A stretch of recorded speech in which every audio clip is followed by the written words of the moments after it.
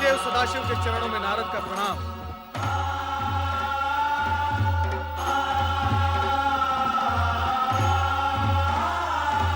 आपकी साधना में व्यवधान डालना मेरे लिए उचित नहीं, किंतु विषय की गंभीरता और महत्व को देखते हुए मुझे धृष्टता करनी ही पड़ी। देवर्षि, जब आप स्वयं कह रहे हैं कि विषय महत्वपूर्ण और गंभीर है, तो आपने जो किया वो धृष्टता कैसे? अपने आने का मंतव्य बताइए। प्रभु, दक्षपुत्री देवी सती अत्यधिक व्याकुल और पीड़ित हैं। मुझसे उनकी ये दशा देखी नहीं गई और मैं आपके चरणों में चला आया। उनकी पीड़ा का कारण? नारायण नारायण, ये सर्वविदित है कि आप ही नटराज हैं, किंतु हे महेश्वर, नाट्य विद्या के प्रदर्शन के लिए ये समय उचित नहीं है। सब कुछ जानते हुए भी आपका अनभिज्ञ होने का नाटक देवी सती के कष्ट में और भी वृद्धि करेगा। आप तत्काल ये बताने की कृपा करें कि देवी सती और आपके विवाह के बीच भ्राता दक्ष का विरोध रूपी विघ्न जो आ रहा है, उसे विफल कैसे किया जाए? उसका उपाय क्या है? किसी भी प्रकार की दुविधा की स्थिति में नंदाव्रती कन्याओं की कामना पूर्ति का सर्वोत्तम उपाय है। हे देवऋषि, अब ये मत पूछ बैठेगा कि नंदाव्रत क्या है। हे देवेश्वर, आश्चर्य है, सृष्टि का भार स्वयं पर लिए हुए भी आप विनोदपूर्ण वार्तालाप कैसे कर लेते हैं? नारायण नारायण।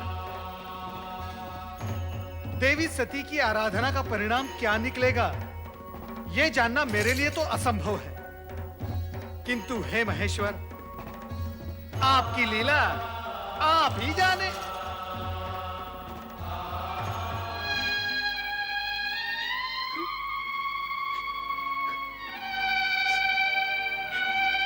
मेरी श्रद्धा, भक्ति, प्रेम, पूजन में न जाने कहां और क्या कमी रह गई है, जो मेरे आराध्य तक मेरा स्वर नहीं पहुंच रहा। वह इस पीड़ा को नहीं समझ पा रहा है जो अपने आराध्य से अलग होते हुए होती है। सती, धैर्य रखो सती। तुम्हारी प्रेम में तपस्या निरर्थक नहीं जाएगी। तुम्हारे स्वामी आएंगे, अवश्य आएंगे। ये सत्य कहती है पुत्री, तुम्हारे मन कामेश्वर अवश्य आएंगे, किंतु तभी जिस पल विधाता ने उनका आना निश्चित किया होगा। तो फिर मिलन की उस पल की प्रतीक्षा में मैं तब तक यहाँ बैठी रहूंगी जब तक मेरे स्वामी आकर मुझे स्वीकार न कर ले। पुत्री, ये बालोचित हट तुम्हें शोभा नहीं देती। चलो घर चलें। माते, आप तो स्वयं स्त्री हैं, किसी की पत्नी भी हैं। आप भी मेरी विरह जनित व्याकुलता को नहीं समझ पा रही।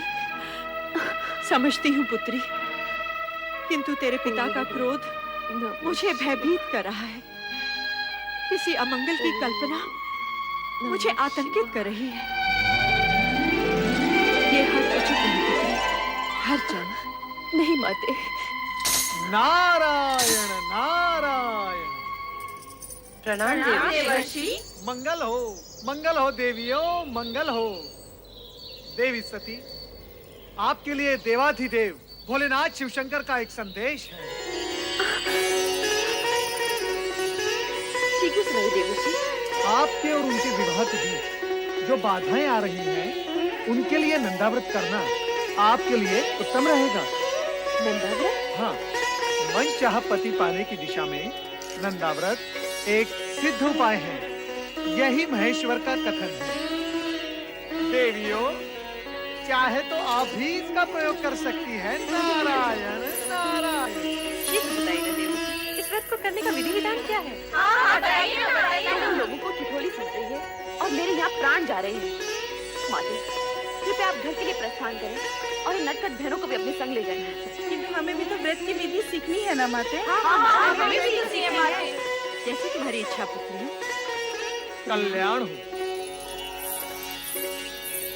शीघ्र बताइए देवर्षि, व्रत की विधि क्या है? बताइए देवर्षि। नारायण नारायण। व्रत व्रत की बात शांतिपूर्वक सुननी होगी। देवियों, इतनी उतावली मत करो। मैं आपको व्रत की विधि अवश्य बताऊंगा, परंतु आप सबको मेरी एक बात माननी होगी। वो क्या देवऋषि? सबसे पहले देवी सती नंदा व्रत करेंगी और इनका व्रत पूर्ण होने तक आप सब इनकी हृदयपूर्वक सहायता करेंगे और व्रत की विधि का इन्हें स्मरण कराते रहेंगे, क्योंकि ये व्रत 1 वर्ष में पूर्ण होगा और 1 वर्ष तक तिथियों के अनुक्रम से विविध सामग्रियों से आपको भगवान महेश्वर का पूजन एवं स्मरण करना होगा। जागरण के साथ साथ उपवास भी करना होगा। अन्य विधियां आपकी बहनों को मैं अवगत करवा दूंगा, ये आपको स्मरण कराती रहेंगी। मुझ पर आपने जो उपकार किया है उसके लिए मैं सदा आभारी रहूंगी देवऋषि।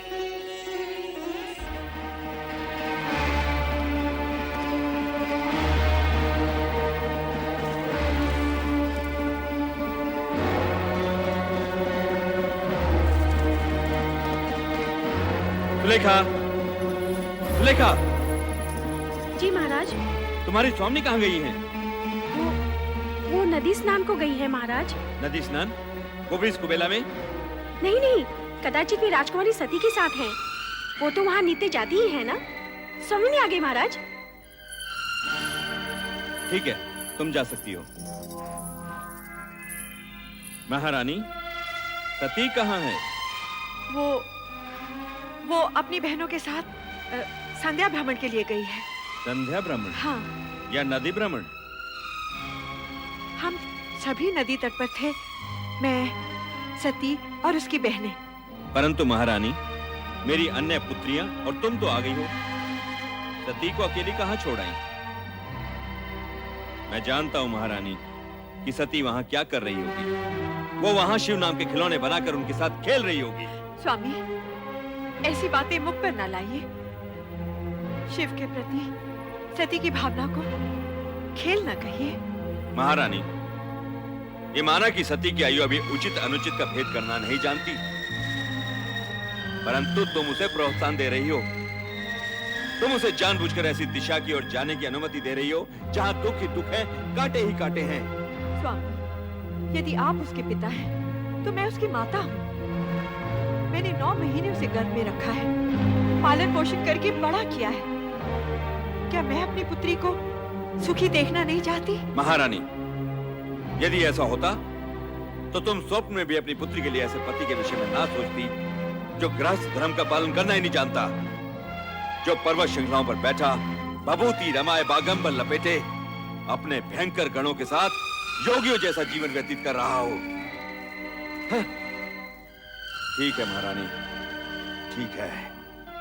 मैं अभी इसी समय सती को बलपूर्वक यहाँ ले आता हूँ। नहीं स्वामी, नहीं। मैं आपसे हाथ जोड़कर विनती करती हूँ, विधाता के लिखे को चुनौती मत दीजिए।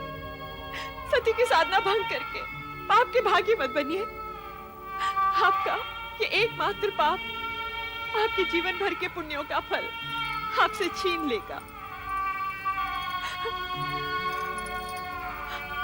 आप चिंता छोड़िए स्वामी, और परिस्थितियों की नौका को समय की धारा में छोड़कर निश्चिंत हो जाइए और सती को उसकी आराधना करने दीजिए। स्वामी, सती को उसकी आराधना करने दीजिए।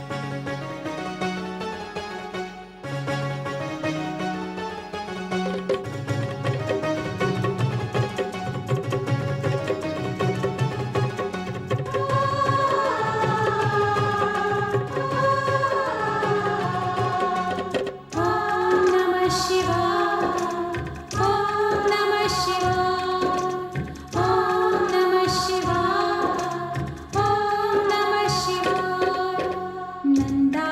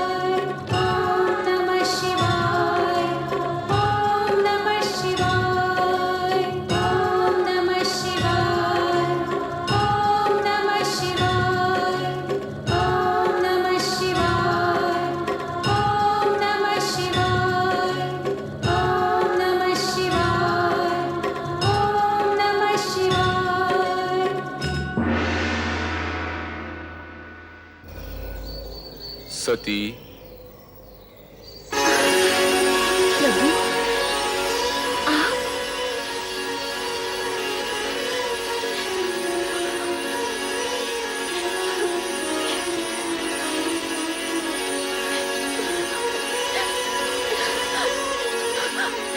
स्वामी, स्वामी, मैं आपके दर्शन पाके धन्य हो गई स्वामी। उठो दक्ष पिता।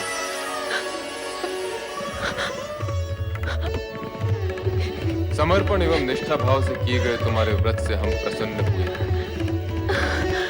कहो दक्ष नंदिनी, किस प्रयोजन से तुमने इस कठोर व्रत का पालन किया? कहो अपनी मनोकामना। तुम अभीष्ट वर की अधिकारिणी हो। मुझे अभीष्ट वर प्राप्त होगा ना भगवान? अवश्य होगा। कहो दक्ष पुत्री, क्या इच्छा है? हे सर्वज्ञ सर्वव्यापी अंतर्यामी, मेरे मन का सत्य हमसे छिपा नहीं है। मैंने बाल्यकाल से पति रूप में आप ही की कामना की है। इसके अतिरिक्त और कुछ भी इच्छित नहीं है भगवान। तथास्तु। सती, तुम्हारा और हमारा अभीष्ट भिन्न नहीं है। तुम्हारा अर्धांगिनी रूप ही जगत के लिए कल्याणकारी होगा। मैं धन्य हो गई प्रभु, मैं धन्य हो गई। मेरे अभीष्ट और अपने वरदान की पूर्ति के लिए प्रभु आप शीघ्र ही मेरे पिताश्री से इस संबंध को निश्चित कर विवाह का आयोजन करें। ऐसा ही होगा प्रिय।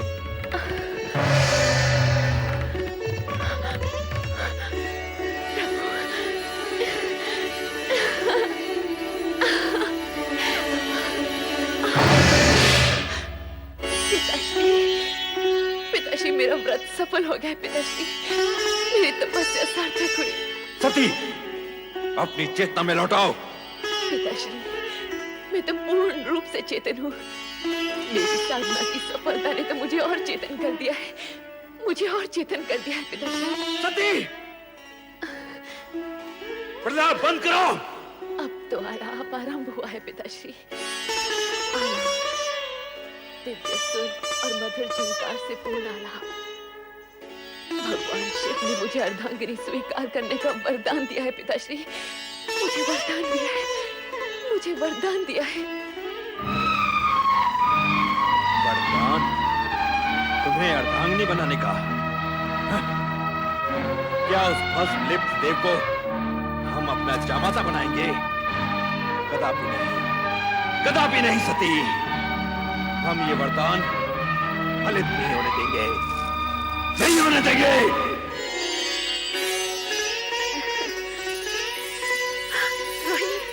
सती, तुम कुछ कहो न कहो, तुम्हारे खिले खिले मुख की एक एक रेखा ये उद्घोष कर रही है कि तुम्हें तुम्हारा मनमीत मिल गया है। जल्दी बताओ ना सती, नंदाव्रत का प्रयोग तो सफल हुआ? शीघ्र बताओ ना सती, फिर हम भी अपने मनचाहे पति को पाने का प्रयास आरंभ करें। हाँ, मेरा व्रत सफल हो गया है। मेरे आराध्य ने मुझे दर्शन दिया और कहा वे शीघ्र ही मुझे पत्नी रूप में वरण करेंगे। परंतु सती, पिताश्री इस विवाह के विरुद्ध हैं। कहीं ऐसा ना हो। शिव जी का वचन मिथ्या नहीं होता बहन। जब संपूर्ण ब्रह्मांड उन्हें सत्यम, शिवम, सुंदरम के रूप में मानता है, तब उनके मुख से निकले वचन असत्य हो ही नहीं सकते।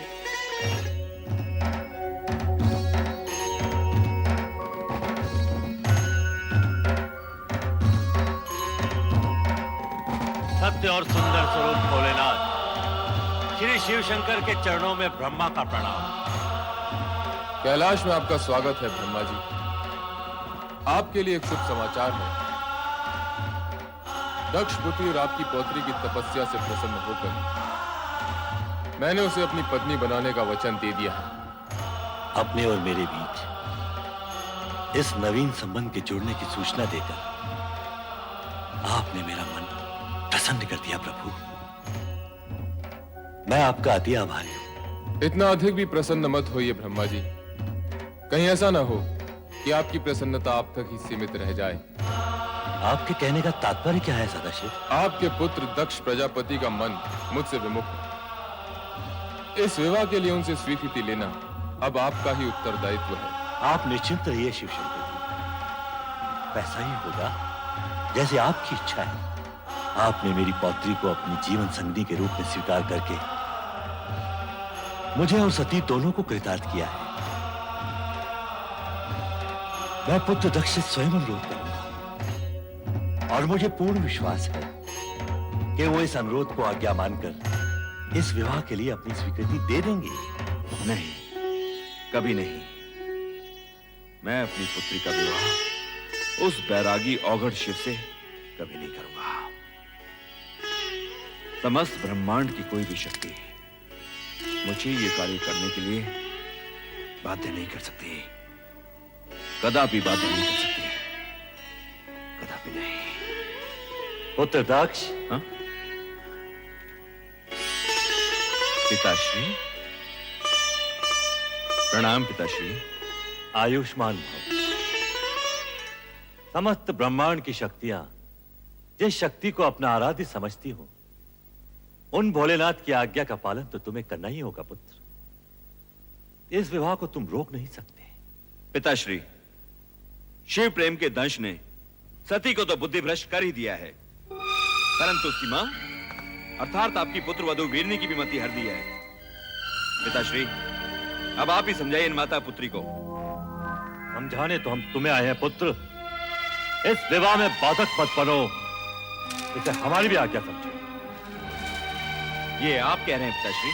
हाँ, ये हम कह रहे हैं। ये जानते हुए भी कि राजकुल में जन्मी पली बढ़ी आपकी पौत्री को इस विवाह से केवल कष्ट ही कष्ट होने वाले हैं।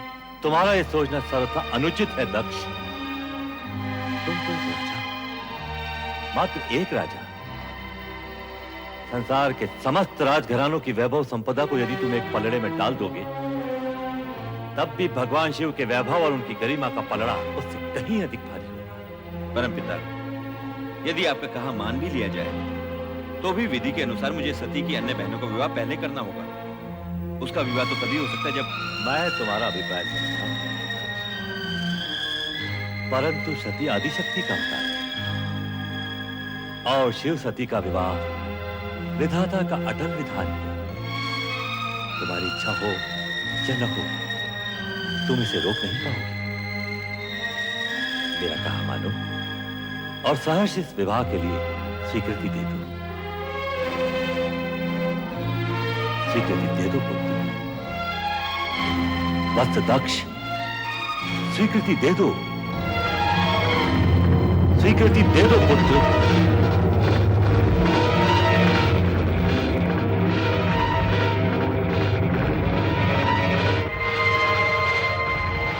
जैसी आपकी आज्ञा पिताश्री। सदा सुखी रहो पुत्र। और सर्वप्रथम ये शुभ समाचार हमारी पुत्र वधु और पौत्रियों तक पहुंचा दो, जिससे उनके अशांत हृदय को शांति मिले। शांति और धैर्य ही नारी के आभूषण है। इस तरह विचलित मत हो सती, सब ठीक हो जाएगा। नहीं माते, मेरा मन अत्यंत व्यथित है। मेरी व्यग्रता चिंता बनकर मेरे मन को खाए जा रही। अरे सती, यूं उलट कर क्यों खड़े हो? नाचो गाओ, मोद बनाओ। पिताश्री ने तुम्हारी मन की इच्छा को स्वीकृति दे दी है और भगवान शंकर से तुम्हारे विवाह की घोषणा भी कर दी है। हाँ।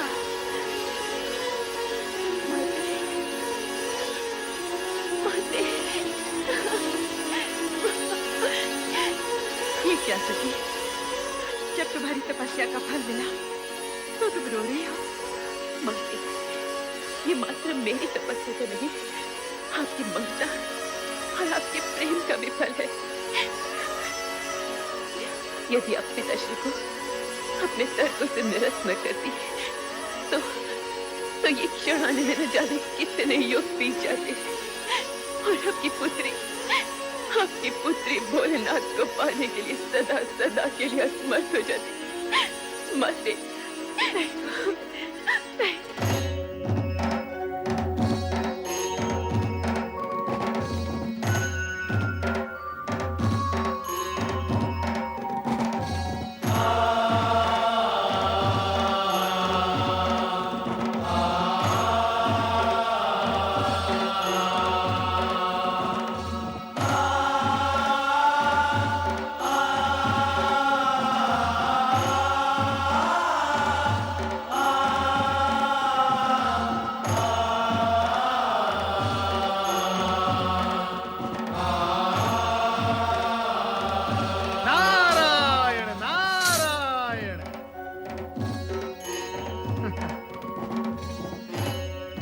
महादेव, क्या हुआ?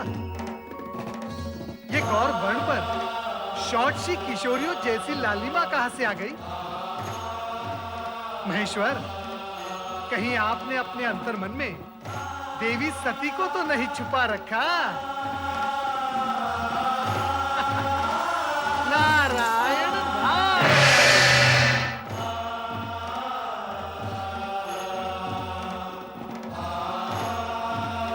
देवादिदेव महादेव के चरणों में प्रणाम। शिव शंभु, उस दिन आपने मुझे एक शुभ समाचार दिया था। आज मैं आपको एक समाचार दे रहा हूं। मेरे पुत्र दक्ष प्रजापति ने आपके साथ अपनी पुत्री का विवाह स्वीकार कर लिया है।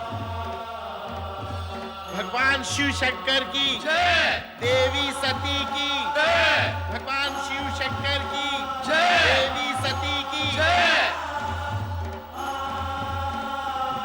पुत्र नारद, अब मैं उत्तरदायित्व तुम्हें सौंपता हूं कि सभी देवताओं को शिव सती विवाह में पधारने का आमंत्रण देता हूं। अवश्य, अवश्य परमपिता, अवश्य। मैं ये मंगल कार्य शीघ्र ही पूर्ण करूंगा।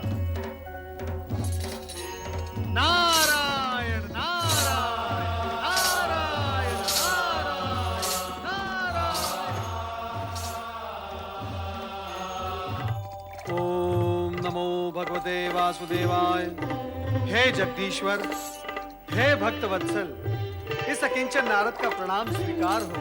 तुम्हारा मंगल हो नारद। कहो, कैसे आना हुआ? परम पिता ब्रह्मा जी के आदेशानुसार मैं आपको शिव सती विवाह के लिए निमंत्रित करने आया हूँ। धन्य हो गए हम। यह सुनकर अति आनंद हुआ। प्रभु, सर्वत्र आनंद और हर्षोल्लास का वातावरण छाया हुआ है, परंतु आशंका यह भी है कि विवाह उपरांत ससुर जामाता अर्थात राजा दक्ष और देवादिदेव शिवशंकर के संबंधों में सुधार आएगा या नहीं? जीव या पदार्थ कोई भी हो, बड़ी कठिनाई से अपना स्वभाव छोड़ता है। अब विधाता के विधान गर्भ में क्या छिपा है, यह तो समय आने पर ही ज्ञात होगा। हे सर्वज्ञ, हे अंतर्यामी, सब कुछ जानते हुए भी आप अनभिज्ञ बन रहे हैं। यदि मैं आपसे पूछूं, इस शेष शैया पर देवी महालक्ष्मी कब विराजेंगी, तो क्या तब भी आप यही कहेंगे? विधाता जाने। नारद, सत्य तो यह है कि घटनाक्रम में कुछ नवीन मोड़ आने वाले हैं। उनके बाद ही देवी लक्ष्मी का आगमन संभव है। इस समय का घटनाक्रम ये कहता है कि हम शिव सती, पुरुष और प्रकृति के अद्भुत मिलन का आनंद मनाएं। नारायण नारायण।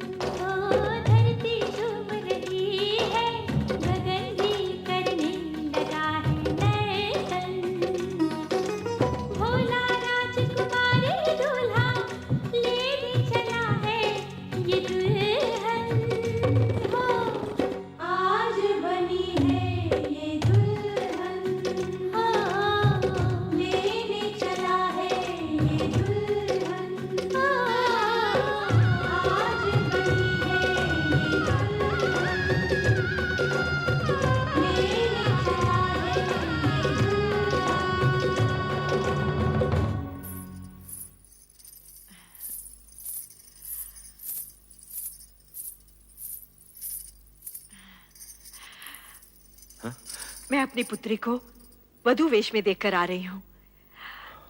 कितनी सुंदर लग रही है वो। उसके मुख की शोभा तो देखते ही बनती है। हे प्रभु, मेरी पुत्री का मंगल करना, उसे परम सुख और सौभाग्य देना। ये क्या, आपकी पुत्री का विवाह है और आप प्रसन्न नहीं? नहीं, कदापि नहीं, क्योंकि जो कुछ हो रहा है वो तुम्हारी और पिताश्री की इच्छा से हो रहा है। और मैं जानता हूं कि सती के मुख पर आज जो आभा है वो कल धूमिल पड़ी जाने वाली है। हमारी पुत्री को इस विवाह से केवल दुख और निराशा ही मिलने वाली है। ऐसे अशुभ वचन न बोलिए स्वामी। प्रभु से प्रार्थना कीजिए, हमारी पुत्री सदा सुखी और सौभाग्यवती रहे, उसका जीवन मंगलमय हो।